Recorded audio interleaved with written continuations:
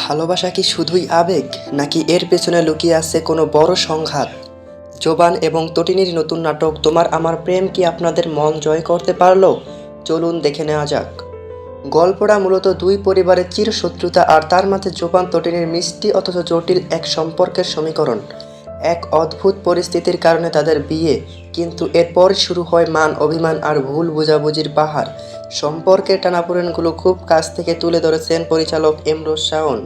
জোবান এবং তটিনীর কেমিস্ট্রি এই নাটকের প্রাণ, বিশেষ করে মাঝপথের সেই টার্নিং পয়েন্টটা যেখানে তাদের সম্পর্কের উপর দিয়ে ঝড় বয়ে যায়, সেটা ছিল একদমই রিয়েলিস্টিক। তবে নাটকটি কিছুটা দীর্ঘ মনে হতে পারে, তবুও গল্পে যে ইমোশনাল কানেকশন আছে তা শেষ পর্যন্ত ধরে রাখে।